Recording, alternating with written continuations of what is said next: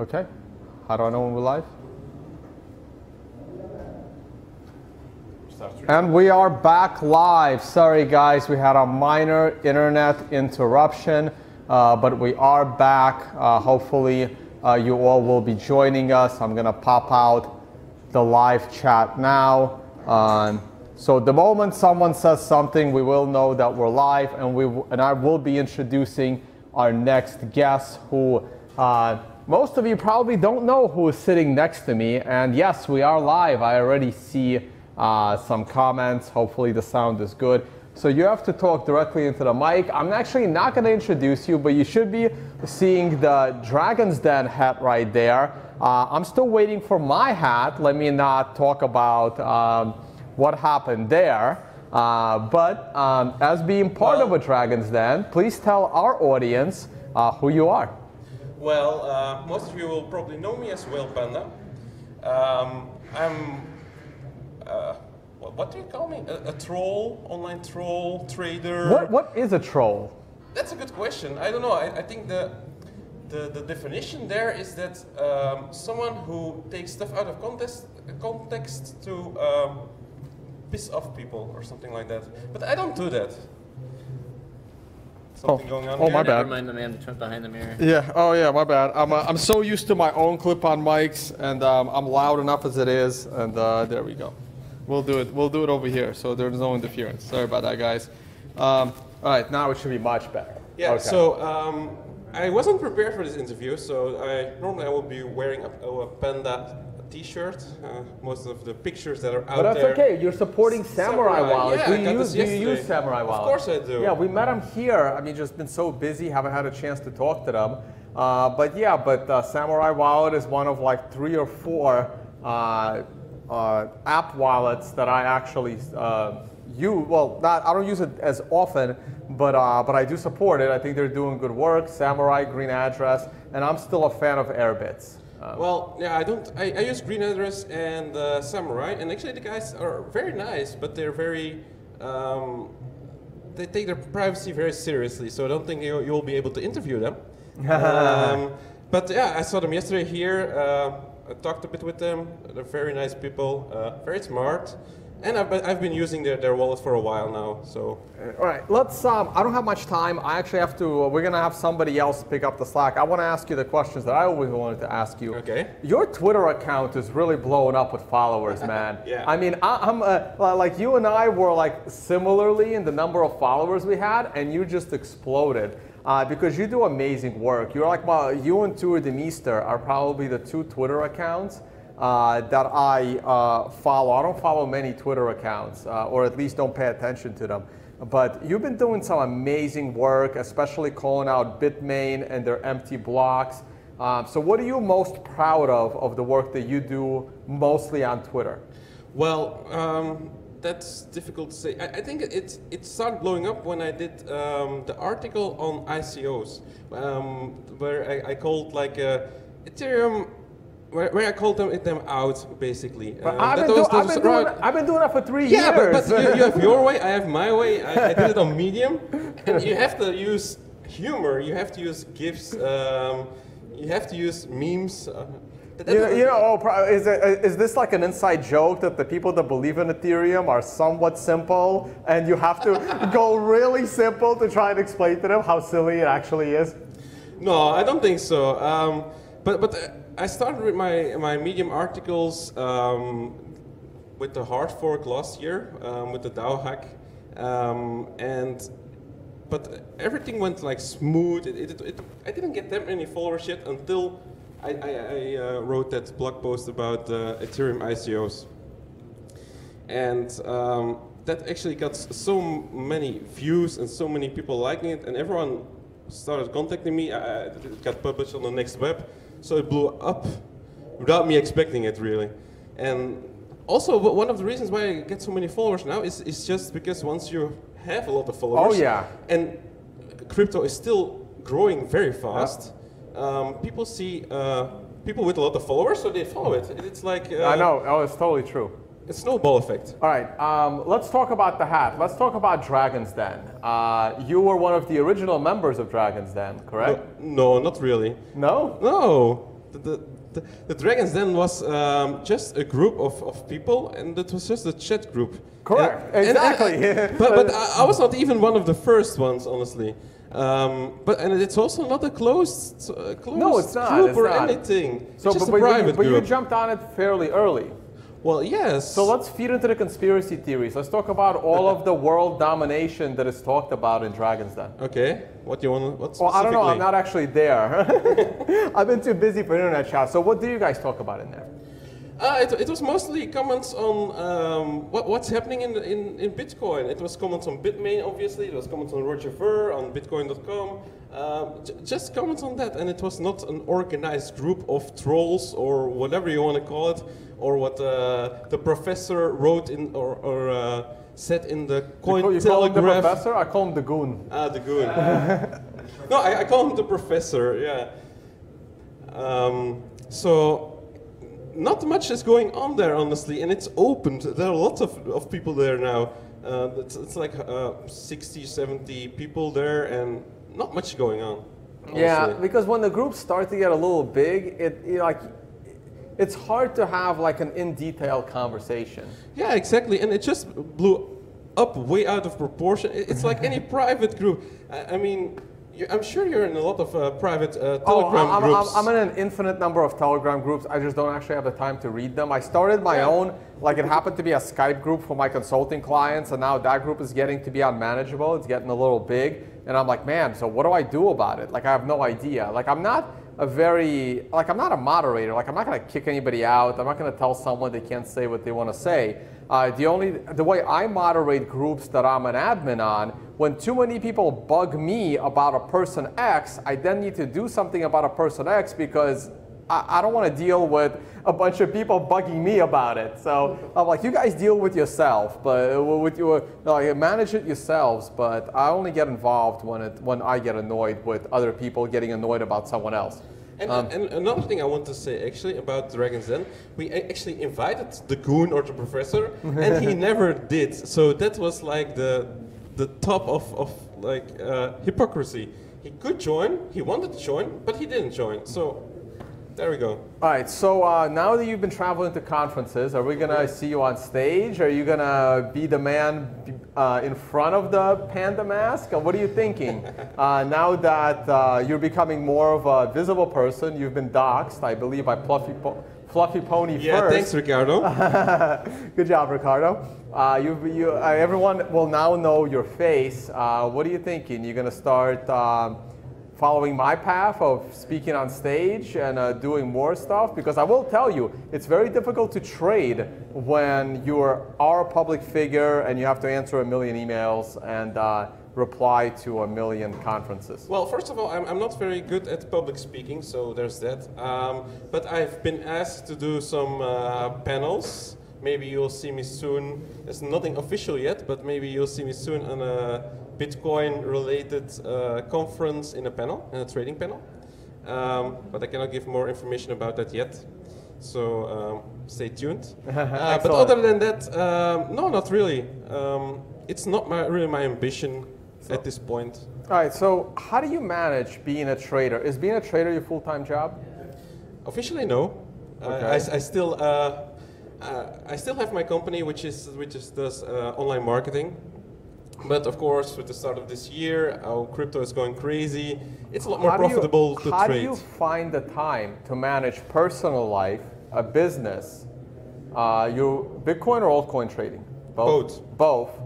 And what feels like one tweet every 10 minutes. No, how do you manage that? Like I want to know. I don't sleep much. I have a 16-month-old son, and he keeps me up. So I didn't want to say that. Like I didn't want to bring your family into it. That's why I said juggle personal life. I didn't know if you wanted people to know that. It's fine. I have a 16-month-old son, so sometimes he wakes me up in the middle of the night, and I see a trading opportunity, and I take it.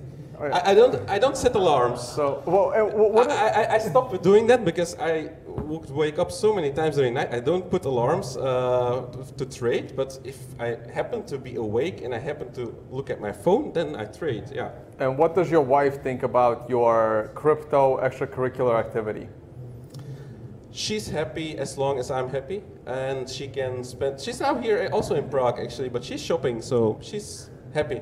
Spending the money you're making altcoin trading. Yeah, She's something like that. Is she spending the Ethereum money or the ICO money? Or the ICO. Oh, speaking of ICOs, this was a question. So I'm getting about 2 emails a day of people asking me to promote their ICOs and being an advisor on their ICOs and being a consultant for their ICOs and sending me their white papers. Are you getting an influx of these things? And do people even know that you're anti-ICOs as they're asking you to be their advisor? Well, yes, and even after the Ethereum article I wrote, I got even more questions about it. So I'm fine with giving criticism on their ICO and telling them what they're doing wrong. But I get so many requests now that I just mostly ignore them. If something looks interesting, I will look it over, but most of the time I don't even reply because I get so many emails, Twitter DMs and stuff like that, that it's just too much to handle. So what was the biggest bribe that someone offered you to pimp their altcoin or ICO project? I actually don't know. Most of the time I just ignore them. I once asked 25 BTC just for fun, and he replied if I was crazy, so. Right. I recently asked for 100K in Bitcoin, non-negotiable, yeah, and then we can negotiate about their project. And that's about the same price, so yeah. Okay, man. Well, thanks a lot for jumping on. I actually have to go do an interview. We will keep the live stream going. We have more people here. There will be other people interviewing. Do you have one of these? I'm assuming you have a Trezor. Yes, of course. Do you have one of these awesome Trezor leather cases? I do not. Okay, so here's a present from Crypto HW Wallet, who are our sponsors behind you on the wall. And there's a black one and a brown one. I figured since you're a panda, the brown one probably, right? Or they're black and white, right? Black and white, yeah. I'm thinking of different bears. I'm in Pennsylvania. I got bears all around me too. They're just different. So I'm handing you the brown one. Feel free to exchange it for a black one if you prefer. And thanks so much for jumping on this interview last minute. Theo, do you want to interview a few people? Yeah, sure. Do we have someone lined up? Yeah. Excellent. Okay, thanks for having me. I'm gonna hand it off to Theo. And thank you. I gotta run. We do have an audience here. Thank you, guys. Hello, viewers of World Crypto Network. Martin, can you come over? All right. So I say you can clip that on here. And there you go. Put that in your pocket and speak right into the microphone. I'm leaving my laptop here. We're on mine, and there's your. Okay, great. I'll get all the coins off of it. Thanks. Okay. All right, everyone. We're continuing the live stream. Thanks for watching. And I've got Martin here next to me. Martin, tell us what's the name of your company and what does it do? Our company is called. Our company is called General Byte. We make infrastructural components for blockchain technology. Basically, it boils down to point-of-sale terminals, Bitcoin ATMs, also altcoin ATMs, and any hardware project. Like we have the Red Bull Bitcoin accepting Red Bull vending machine, which now also works with Litecoin. And yes, this is, and we keep like innovating. So it's if there is anything hardware related, because when we started, we noticed that blockchain is great, Bitcoin great, or cryptocurrency is fantastic, but it's very software-wise. It never really gets out of the head. So we wanted to make it more real. So bridge the blockchain technology with objects in the real world. So the first application was like money, Bitcoin as a currency.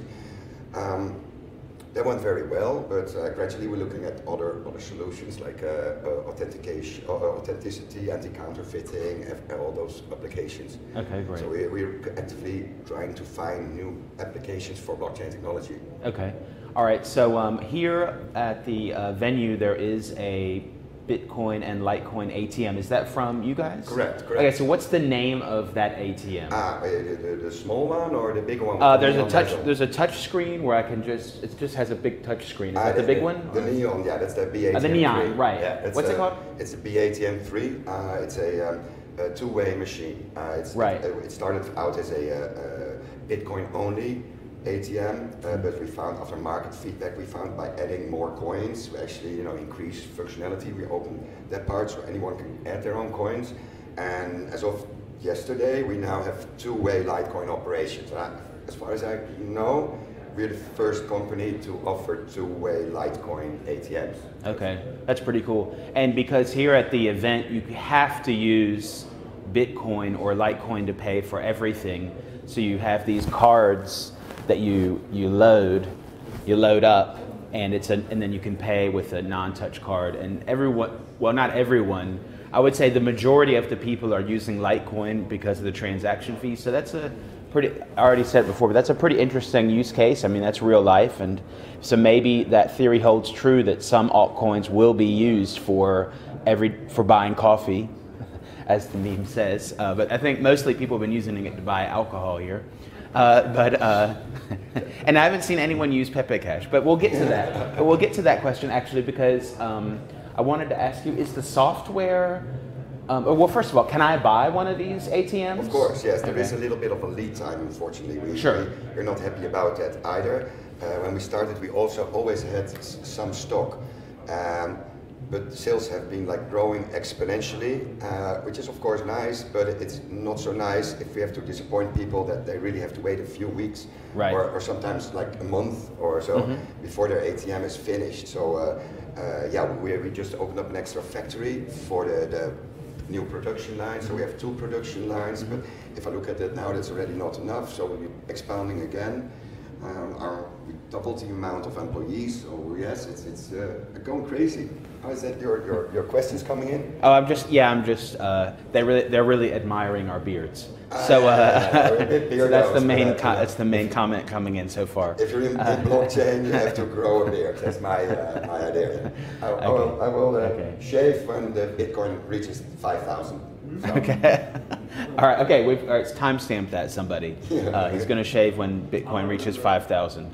So, all right. So, is the software open source for your machine? We want to eventually open source everything. Right now, the changes are going so fast that it would make no sense because that would cost lots of forks. Okay.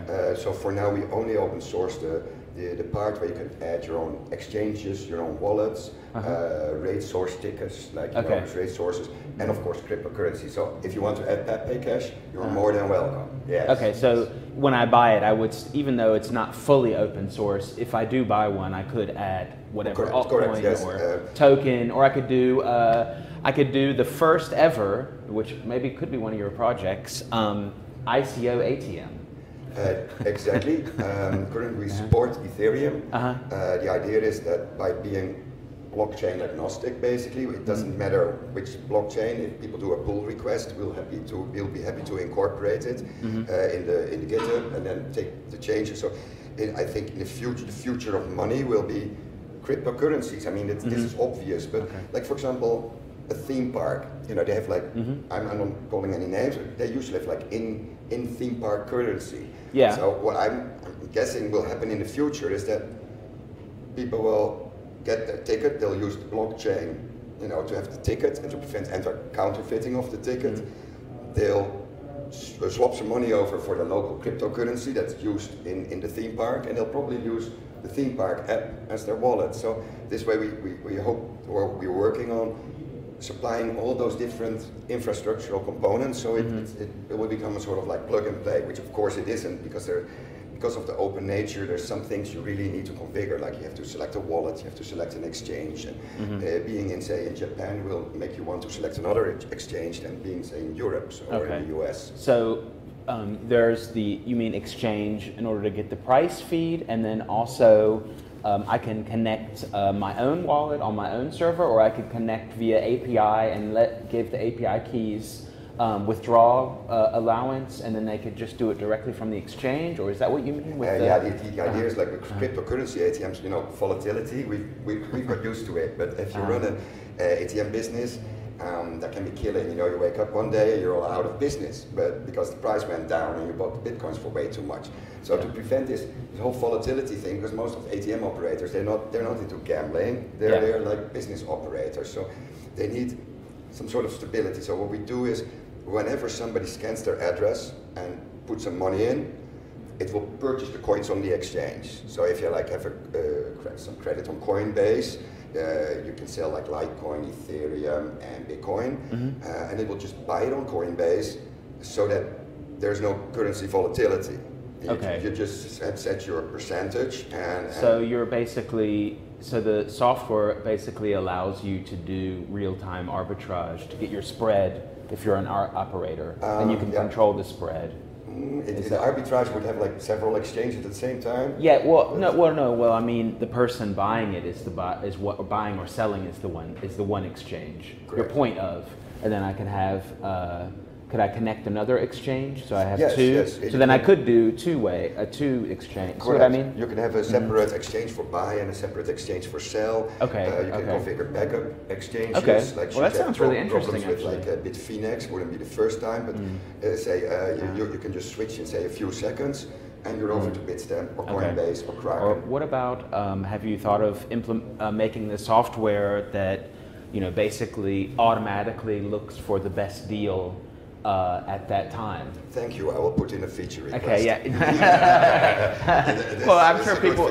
No. I think other people have either thought of that or they do it manually. You know what I mean? Yeah. When if they have time to get the order in, yeah. or they have to order a block of Bitcoin if they see high demand.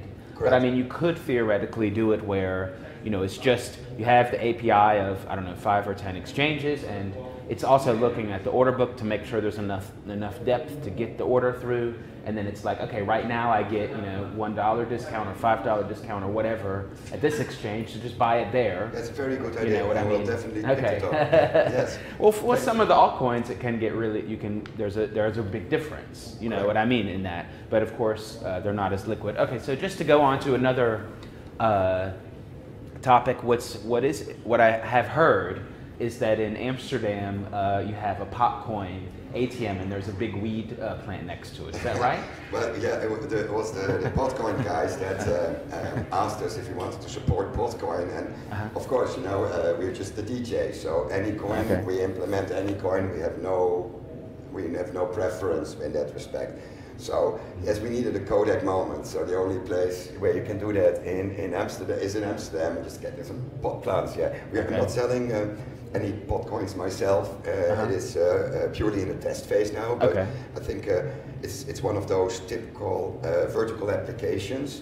The marijuana industry really has a cash flow problem in the US. I mean, as in cash doesn't flow because you can't deposit it in a bank account. Right. The risks are quite serious. The chances of robberies and increase because there's huge amounts of cash stored in warehouses all over the US. Even though it's legalized on a state level, on a federal level, you see that they're denied from having a bank account, which is problematic.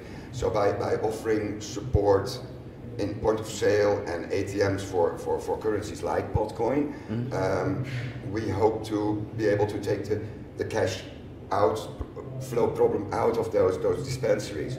For example, if you would like have a two-way ATM at a dispensary, you charge everything in Bitcoin.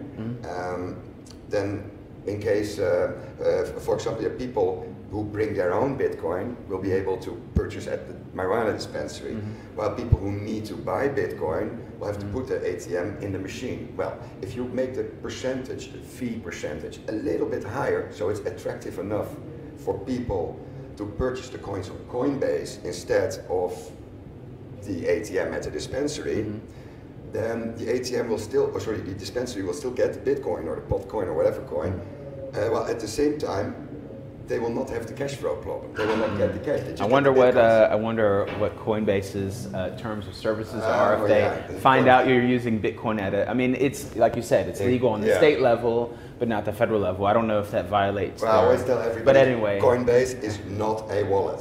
People should realize that Coinbase is not a wallet. It's it's an exchange.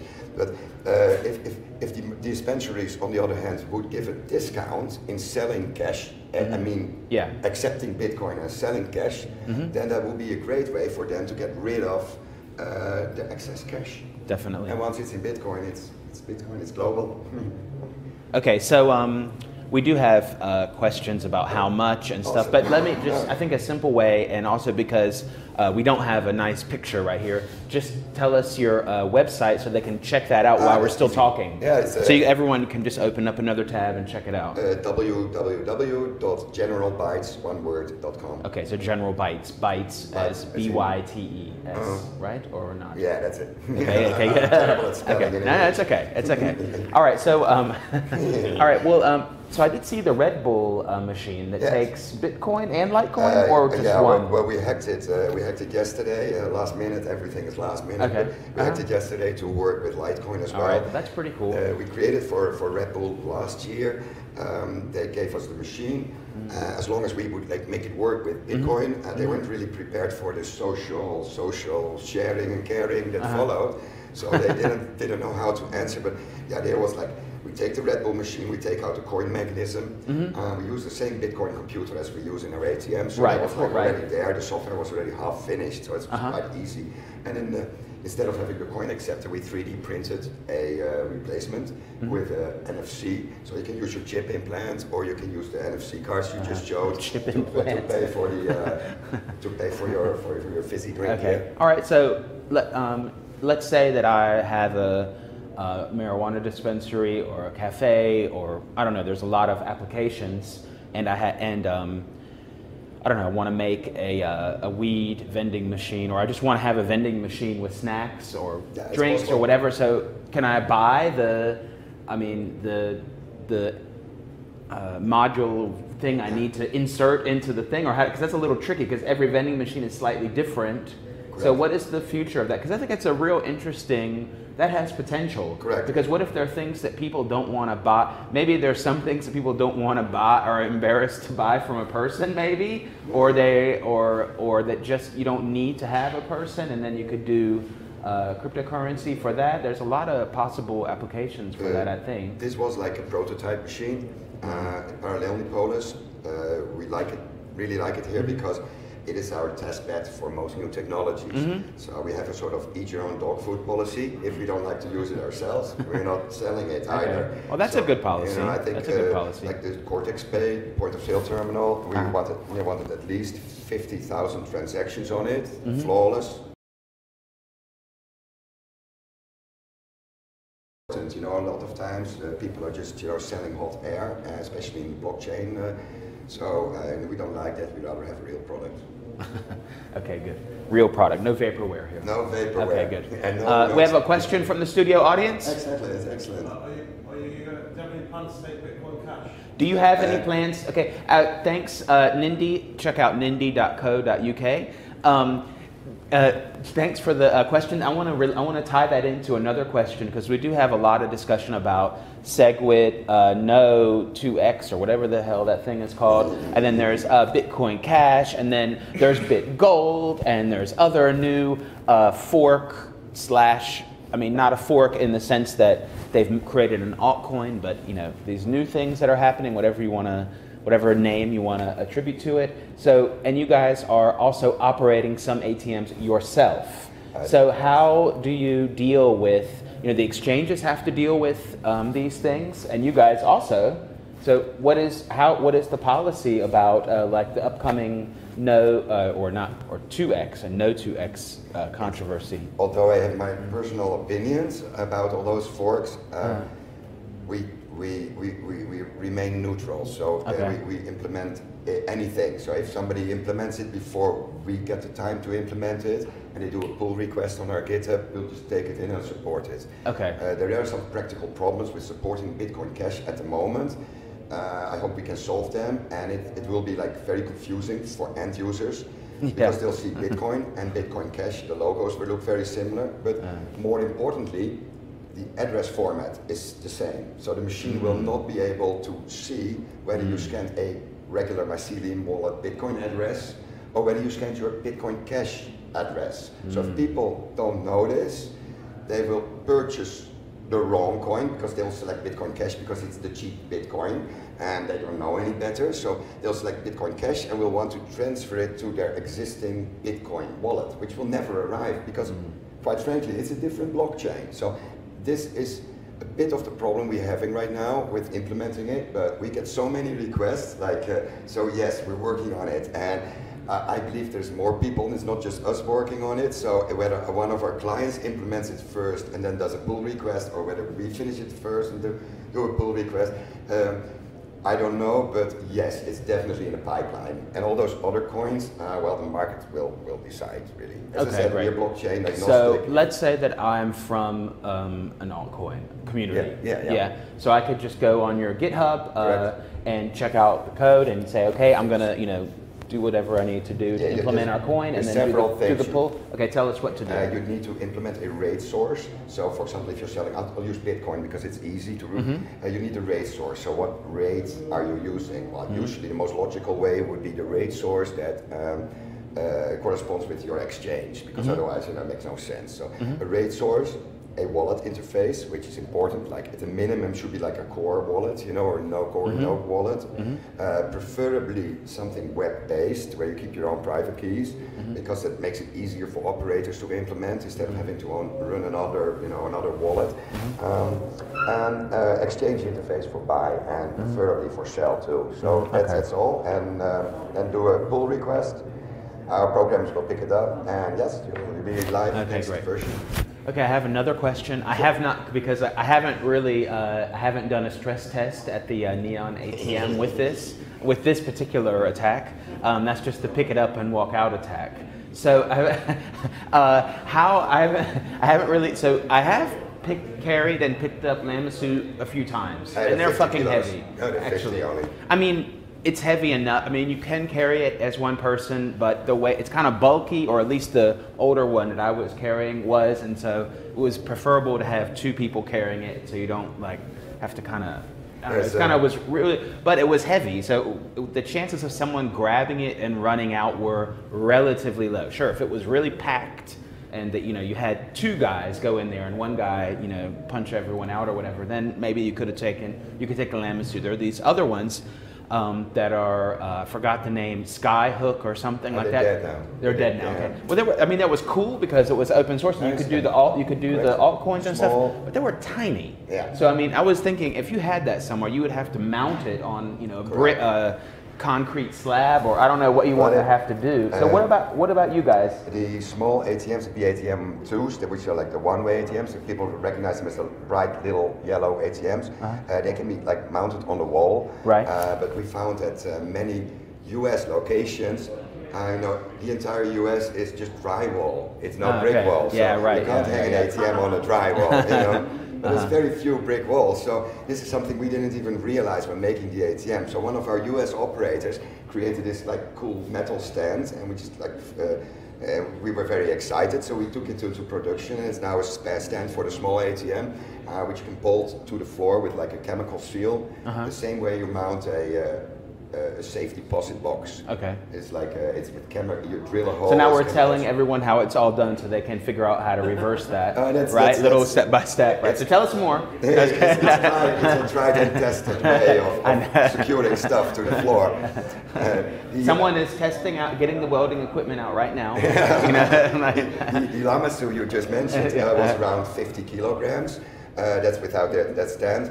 Our BATM3, the one with the neon, is 105. And I believe the XXL model, which we built specifically for Brooklyn-based operators because they needed a bit extra security, that has a safe, and that's like 200-something kilos. So you'll definitely break your back trying to drag that one out of the shop. Yeah. Okay. Right. All right. That's it. That's pretty interesting. I like that. So you've thought about it. Well, you've thought about it because that's what I mean. The Skyhook, it was, I guess that was 2014 when I saw it, but it was such a cool. It was a nice. And when I saw yours, I thought of it because the touch screen and it had altcoins and it was pretty simple to use and all that kind of stuff. So that's what reminded me of that. And you also thought it was kind of a cool little machine. I liked it because I wanted to order a few at a time. Before I joined General Bytes, I was ATM operator myself. Oh, okay. And in 2013 and 2014, I had more bitcoins than cents. So I would purchase any model that would come on the market. And the Skyhook one, I just canceled the order just in time because it wouldn't accept 50 euro bills. Okay. And you know, in Amsterdam, nobody buys Bitcoin for 20 euros. You know, at least 50 euros. That's like, so it wouldn't even accept the most common note. Okay. It was very much designed with a US only focus. Okay. This is, you know. All right. Okay. I just want to do a quick check. How much time do we have left on our stream today? Half hour? 45 minutes. 45 minutes? Half hour. Half hour. Okay. Cool. Studio guest, do you want to come on, or are you just hanging out? Okay. Okay. Just a little bit about yesterday, just general. Is that okay? Do we have anyone else in the studio that's a guest? No. Okay. Cool. Just checking. Okay. All right. Then I would say tell us where we can find a list of your ATMs, and I guess at General Bytes, and yeah. just give us a quick rundown of some cities where you can, or cafes that you can find some, and tell us your website, and tell us where we can follow you and all that kind of stuff. Our website is generalbytes.com. You can find most ATMs worldwide, not just General Bytes ATMs, but any ATMs on the website called coinatmradar.com. Our ATMs push the live rates to that website, so there's no funny surprises with crazy rates. When you decide to purchase some points, you can see in advance what the rates are. If the machine is online, does it have enough money in there? So that's really that's a nice way to find the ATMs in your area. Location-wise, pretty much everywhere. We are currently market leader in most European countries, not in the US at the moment. We're the second largest producer, but the US, we have a strong competitor. I will not name any names. But yes, it's growing quite fast. Last year we were like 5th in the global ranking of ATM manufacturers, and now we're 2nd. And I think that's just, it's really nice. It shows that people like our products and they trust the company to be there for the next years. We're not planning on going away anytime soon. So yes, it's an exciting time. We've like doubled in staff over the past year. It's, I hope to be able So to are you going to ICO now? No, with the ICOs and also external investors. We've got many people that offer like investment, but that I think with a blockchain company or any Bitcoin-based company, these ICOs are like nice if you just want to go and grab the money. But if you really want to build a company, a lot of times it's better to just start small and grow as soon as demand Organic grows. TM. This big bang approach with companies starting, that doesn't work with Bitcoin in my opinion. So no ICO, we'll not ask for any money or shares, and we will not take any investor money. There's like, we don't need any money. All right, great. We just don't need your money. All right, thanks a lot, Martin. Thank you Thank you for having me on your show. I've been a fan for years, and I've never thought I would be like on the show, so thank you very much. Thank you. Great. Okay, thank you, studio audience. Great. Okay, we're gonna, as you see, we do have a sponsor, Crypto Hardware Wallet. Does he get a prize? Yes, why not? Okay, let's do the. I already got one yesterday. Oh, you got a prize already. Okay, so you guys got a prize. Check out cryptohwwallet.com, correct? Yes. Okay, great. Harry? You mentioned the coupon? Tell me the coupon code. Sorry. Well, get in there, grab the mic. Just do it real quick. Just do it. Yes, yesterday I sent out a tweet on a special Treasury leather case coupon, ends on the 8th. For the entire time of the conference, the coupon code is WCN, stands for World Crypto Network, 20OFF, which is WCN 20 off. That's 20% off. We've never done any discounts on these, but this is the first time for Treasure leather cases, both in black and brown color. Okay, excellent. Thanks a lot. Okay, no problem. They look really good. They are pretty cool. I don't know how many audiences are new to cryptocurrency. I suppose there are some. I want to mention the importance, the usage of hardware wallet. You only have a few choices to store your cryptocurrencies, and obviously they come in different forms of wallets. We have the Qt Core wallet, which is one of the original, the first ones that came out when there were no hardware wallets, there were no mobile wallet, no web wallets. Those were in the old days, but in the modern days, yeah, that's fine. Well, in the modern days, we have new developments in different wallet choices. You have web wallets on your cell phone. That is mainly for the convenience to store small amount of cryptocurrencies, just like a regular wallet as you store your paper money, to transact for the convenience. But for larger amount of crypto wealth, it's better to store on a more solid form of wallets, which is hardware wallets. The reason being that is safer is because your private key will never leave the wallet. It stores on the MCU, which is called the microcontroller unit.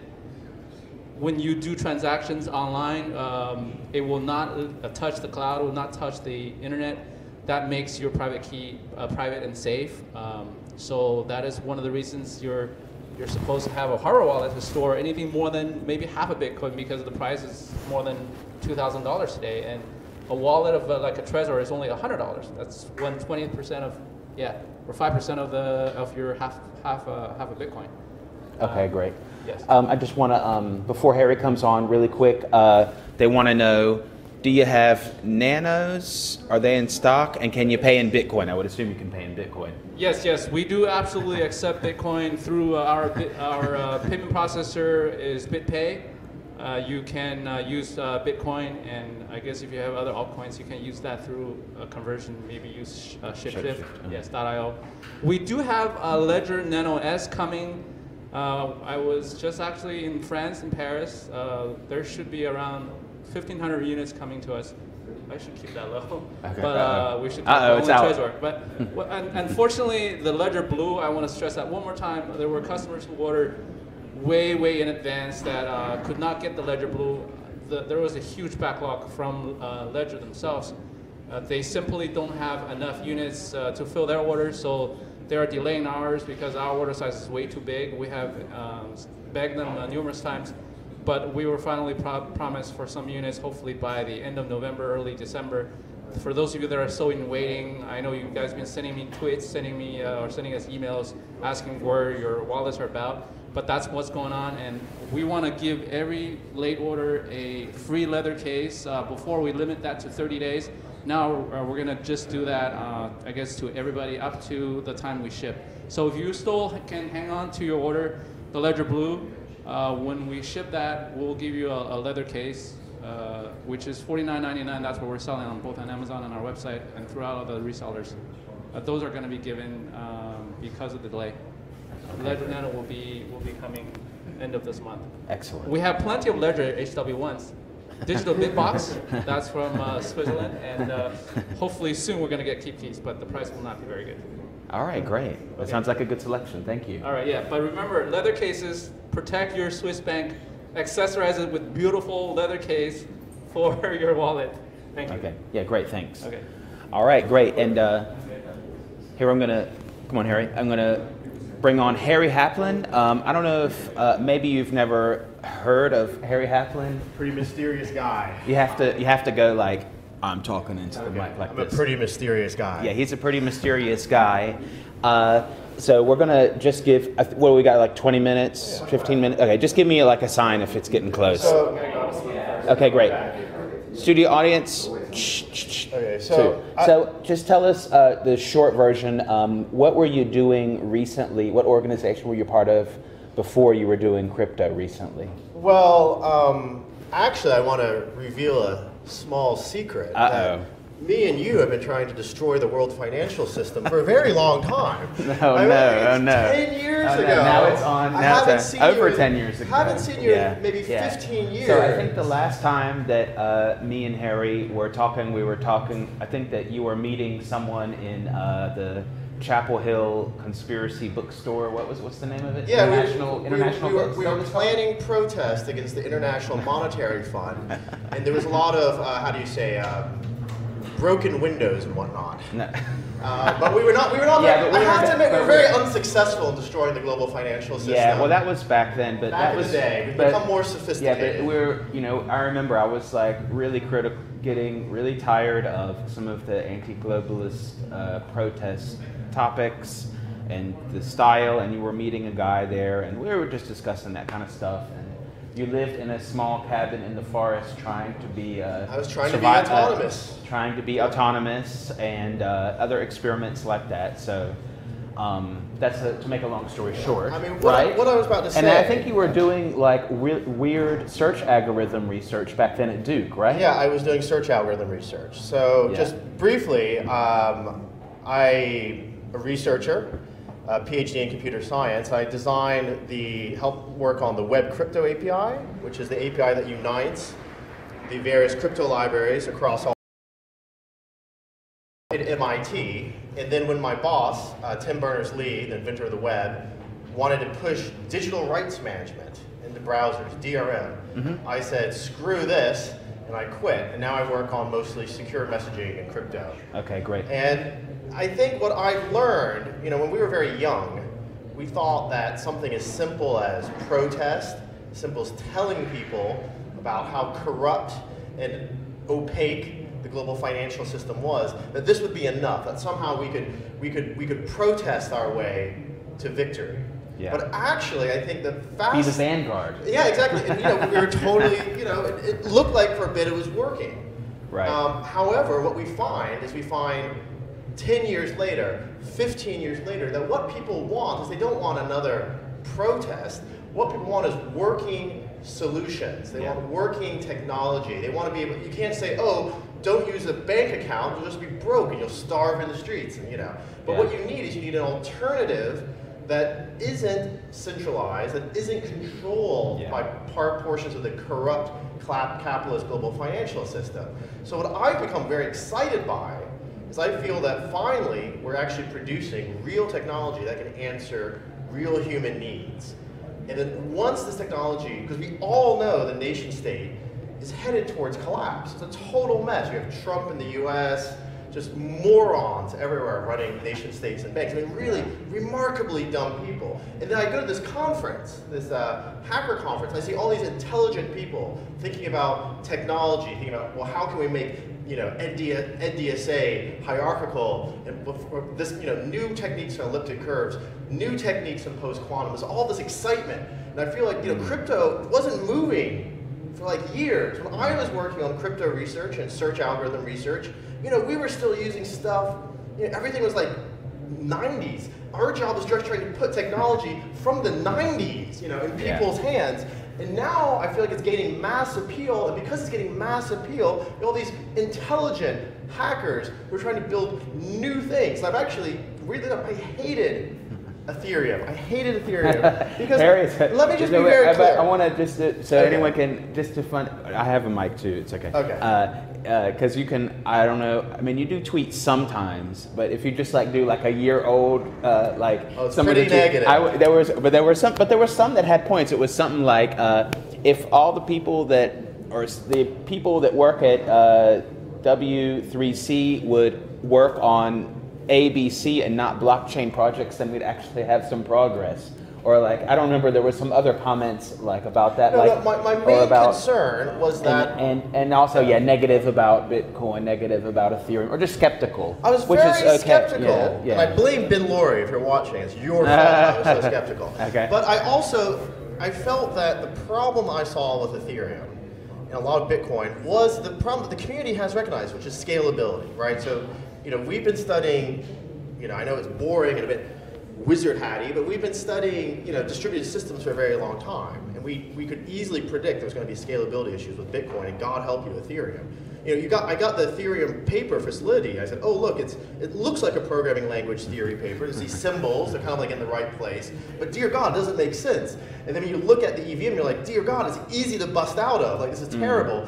But then what we underestimated is that the people really want something like this. The community of people want to be able to have trustless, decentralized computing. And I said, why would you want that?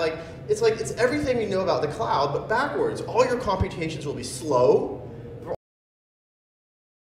What's the point? But then, what made me very excited was actually ICOs. I looked at ICOs and said, well, that, because I've been working in Silicon Valley. I work for fucking Yahoo, like the worst company on the planet. Let me just. No, it was cool. We discussed it yesterday because so I just want to because everybody well, not everybody. I think like a lot of people that come on World Crypto Network are very critical of ICOs, and that's totally legit. I think there's a wide spectrum. I think they're great now. I've changed my mind. It's a total. But it's a wide spectrum. I mean, there's some that are obviously very never going to deliver on what they say, and I don't know, don't have any kind of merit at all. And then there's some that have potential. And it's just like with startups, there's going to be a low success rate, and people need to keep that in mind too. But we were talking about how that you wanted to raise. I think that what it was is you wanted to raise VC money. You tried that and you were like, fuck this, I'm just going to do ICO because these guys are fucking assholes. Well, no, what I realized is that democratizing investment through ICOs makes much more sense than having to fly to San Fran and basically suck the cocks of random VCs and angels. Look at my pitch deck. And please, why don't you give me some of your money, rich person? And then they hand you this term sheet, which essentially is legal malware. It's just even if you accept their money, they're going to take your company from you. It's a terrible idea. I don't know why. And of course, it kills innovation. You can't build anything interesting when you're controlled by a small oligarchy of investors. So I actually think that the ICOs are a great idea. I haven't done one. I'm an American. It's a little bit dangerous as an American. But what I'm encouraging people, and what I think we can do to correct the problems with Ethereum and Bitcoin, is there's this whole other branch of cypherpunks, right? People who are working on blinded signatures, mixed networking, secure messaging. Look at Signal and Moxie. Look at Tor. Look at all these projects. They're all dying. They have no financing. No one's helping them. They exist on shitty contracts for nonprofit groups or doing weird work for companies. It's not cool. Right. And so it's true. Tor takes U.S. government funding, right? But I don't think I know Roger. I don't think they take it because they like it, because they want to get in bed with the State Department. No one wants to get in bed with the State Department. It's a bad idea unless you're a friggin' spy. But what you need money from the crowd. And I think ICOs could really help privacy-enhancing technology. Do you think that Tor should ICO? Oh, if I were them, yeah, totally. I'm not part of Tor, but if anyone's watching. How would that work? I mean, I get. They'd have to. You could do something. There's a coin. It's even published. It was published before Bitcoin. This idea of incentivizing the relays. Now the problem is that they felt this might disrupt the network somehow. But I still think it's an idea they should actually take quite seriously. And let me tell you something else which got me very excited about ICOs. Was Amir Taki. Right? So last time I saw Amir, he was living in some random squad in Spain, hanging out, working on dark wall. I wanted to talk to him because privacy is pretty difficult. We should look at your code really carefully. And then he's like, I'm going to go to Syria. You're not going to go to Syria. And he, but he did. And then he comes back, and it's true. He was doing really excellent work there on technology, trying to understand how we can deploy decentralized technology to create a whole decentralized society that's literally fighting ISIS, and they want this kind of technology, but they need help from the larger community. They don't have any money, right? You can't even fly into Rojava, right? The borders are closed. Money transfers can basically only be done via Bitcoin. Money is still controlled by Assad, the Syrian lira, which is being hyperinflated in an attempt to disrupt the revolution there. And so I said, Amir, what you really should do is you should raise money. All of a sudden, all these people who are kind of, working on the code you've been working for, you should raise money and go build this new kind of technology. Imagine a nation of 5 million people where the default currency is a cryptocurrency, where it's not controlled by a nation state. 5 million, that's a big change. And then you can see as other nations collapse, maybe other countries, other regions, other revolutionary movements would do this. But what Amir said, which is quite interesting, which is why I recommend people look at the talk yesterday, is Amir said, the technology comes second. What needs to come first is the political understanding, the historical understanding, the philosophical understanding. Because otherwise, we'll all just end up working for banks or who knows. Right. So that's what a lot of the talk yesterday from Amir and you gave was about. There was a lot of history about, well, actually just about computers in general is what it started with, and about crypto and how it all came about and history and the different ideological influences about computers and software that have come about and what different directions there are.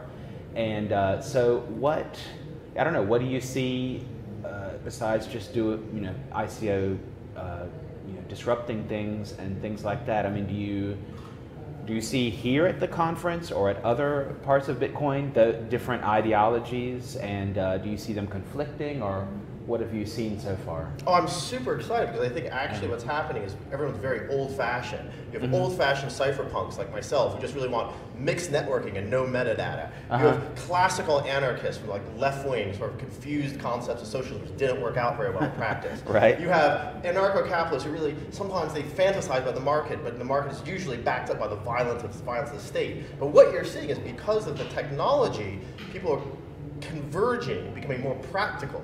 Looking at practical problems, not having stupid ideological debates, but trying to understand their history, the kind of society they want.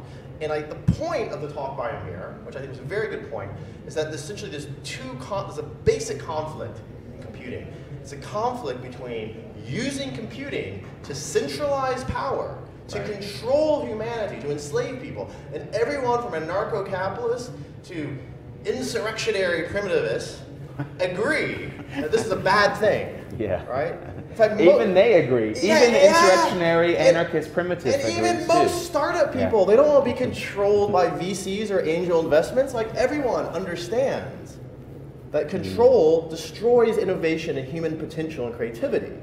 And those are but there's an alternative stream of computing history through Ada Lovelace, Lewis Mumford, and into the future, which is about liberating humanity, providing humanity tools. And so I think what the great thing about Bitcoin is that it recognized one of the central problems was the banks and created a tool to overcome that. But what is the other things that we need, right? Secure messaging. Signal's great, but it's centralized. Mox gets hit by a car, whole thing falls apart. Tor is great, but the metadata protection sucks. You can still do correlation attacks. Why can we build an anonymous overlay without that? There's a lot of things to build. Okay. And the blockchain's been useful all across the board. Okay, definitely. Sorry, that was a bit of a rant. No, that's okay. That's okay, Harry. You're allowed to rant on the network. Quick and ranty. It's okay. That's good. You'll perfect that. You're on the way. So, you're without your hat from yesterday, but we do have. No, it's okay. We have some interesting discussion in the chat. I just want to cover. No, it just said that you wouldn't last a winter in the forest. Ha ha ha! So I just want to. I lived in the forest for 2 years. That's why I wanted to in northern Scotland and survived the winter. There's a video somewhere on YouTube. And I don't know what you were living in cold, Scotland, man. but you were also in in North Carolina in the winter too. Yeah, I survived several winters. Actually. Yeah, and that was pretty much in the forest. No, don't worry about all the. Oh no! I love the hate. No. It's okay. I'm just looking for the highlights. That's all. So the other highlight is that you're Harry Potter, but I guess you get that a lot because you're Harry. That's the best way to put my name. Yeah. So I don't know. That's okay. But that was just an interesting one about that. And any actual questions? No, not so far. It's just mostly no so far. But guys, if you do have a question, actual question, or I don't know, whatever, you can do it. We're getting. How much time do we have left before we're gonna cut? You can spend all of your time trolling an IRC. All right, so however, you could also do something which might actually have an impact. That'd be more interesting, wouldn't it? We could just talk on live stream all day. Yeah, we could just you gotta communicate. No, I know. I'm just even joking. Hey, we're making content. That's something. Okay, so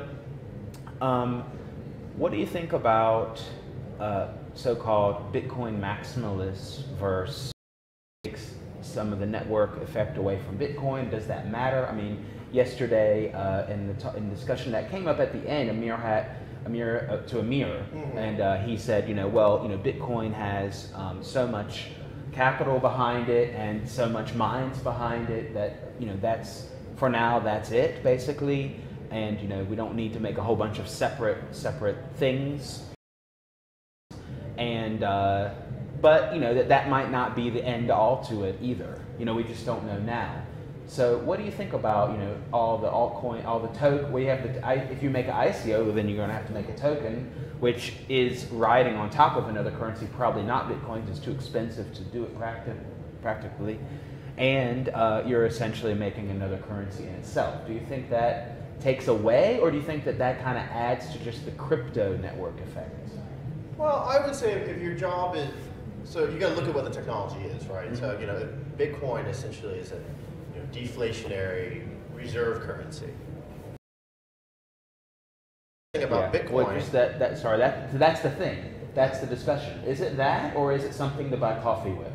Well, I hope it's a deflationary reserve currency. I mean, you can buy coffee with it, but and I think it's good that people buy coffee with it. But I think that the real disruptive power of Bitcoin is a lot of the power of the central banking system does come from the fact that the reserves of all nation states are held in dollars. I mean, it's true. Right, yeah. And this is a giant amount of power. Now, what might happen, which I think is a huge shift, is you could imagine all the assets of every country in the world moving over into a cryptocurrency. And you want one which is non-inflationary, right? You want a deflationary cryptocurrency. You can imagine Bitcoin, I think it's a likely future trajectory, ending up as a sort of super reserve currency. And as the United States becomes more and more politically unstable, almost guaranteed, that's going to be incredibly attractive, not just to investors, but to sort of entire other countries which are suffering under the sort of global domination of corruption and the banking system. Now, I think what's interesting, though, about Ethereum, that you want something like Bitcoin to be stable. The reserve currency has to be stable. It can't be. Yeah, but stable in the sense of price, or stable in the sense of being, putting low risk as the paramount before making any adjustments to the code and things like that. You see what I mean? I tend to agree with the Blockstream and the great debates. Right, that's the critique you have now, is that, okay, we need to scale, or we need to do this, and a lot of the maybe the so-called core supporters are like, okay, ultra conservative about making changes and so on, because the network is worth so much. The reasons. You think that has some merit? It's a good argument, or? Yeah, I think it's a legitimate argument. But that being said, I don't think that argument means that we should stifle innovation. And I think innovation, and the nice thing about Ethereum, so Ethereum has huge ambitions. It wants to replace Western civilization with essentially a bunch of crappy Python scripts. However, let's be honest, Western civilization is not doing really well right now. I can do Western civilization in 2 lines of code. Yeah, exactly. Because that's the old meme was Vitalik would go to conferences and he would say, "Oh, I can do Bitcoin in 2 lines of code. I can do this project in 2 lines of code." Any project anyone had, or altcoin, would be like, "Oh, I can do that in 3 lines." Made safe, we got that in five lines. You know what I mean? Something like that. Of course, that's not true.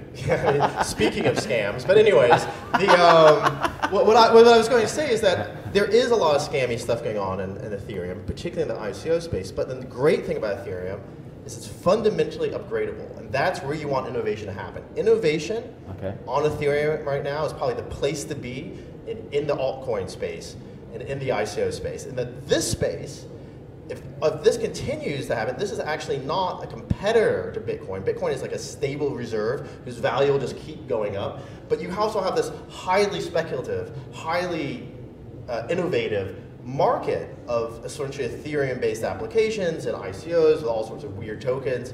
I'm a privacy guy. I'm like really excited by the stuff like Quorum. How can we use zero-knowledge proofs around Ethereum? How can we do better privacy? Even old-fashioned shit, just like blinded signatures with algebraic max. All sorts of good stuff can happen on top of Ethereum. And I think that's a very exciting moment. And that I hope that accelerates, and just as Bitcoin accomplishes its original goal of helping unseat fiat currency, you can see all sorts of other kinds of applications being built on top of Ethereum. And I don't think these are necessarily contradictory viewpoints. It's a bit silly to be fighting over this, I think, actually. Okay. All right, and yeah, it is kind of silly in some ways. Yeah, I don't know. Where can we find information, or what's the name of the project that Amir gave the talk about yesterday? I don't think we didn't even talk about that. And we didn't talk about how you can find out more about it and anything like that. Yeah, well, I think for Amir, you should just go after his Twitter. He doesn't have a proper website for his project, just amirtalking.org.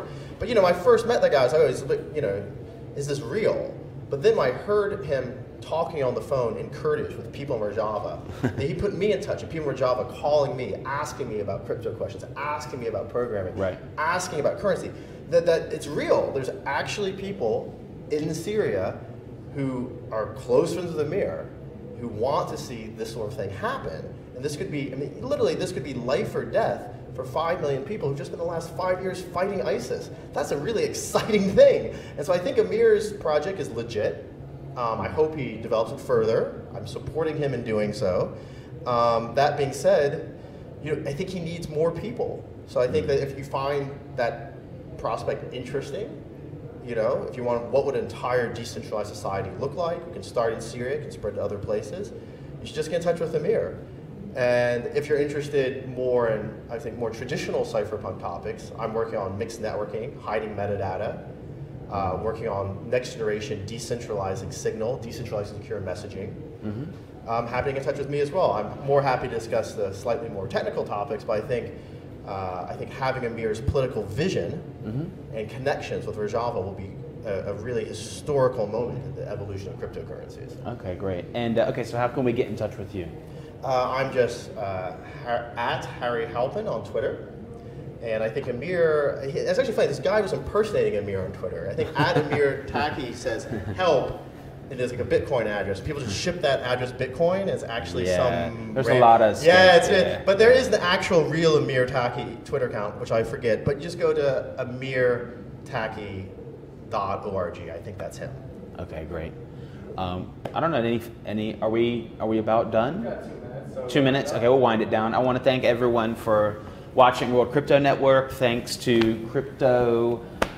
And I always mess up the middle letters. Hardware, cryptohwwallet.com. Thanks for, who do we want to give a shout out to from the venue? I would like to see some masked wrestling next time. Masked wrestling. Oh yeah. Crypto there is another guy. Well, there is awesome. Well, there is another guy with a mask. But they're not wrestling. I want them oiled up and wrestling. Whoa, Harry, you got. Well, Harry, did an ICO pre-sale for that event. That is how, so if you get the incentives going, and then what we can do is we can set up some smart contracts for betting on who wins. And people love to gamble, and gambling on wrestling. I mean, hey, got Trump the presidency of the United States. Well, yeah, of course, with the help of Pepe the Frog. But that if you want to do that, then you need to ICO it, and then it'll get people interested, I think. So we're going to wind up. Thanks everyone for watching. Subscribe, share, etc. Talk by Adam Beck. All right. Oh yeah, check it out. Talk by Adam Beck. Coming up on the live stream. Thanks. And we're out. Cut.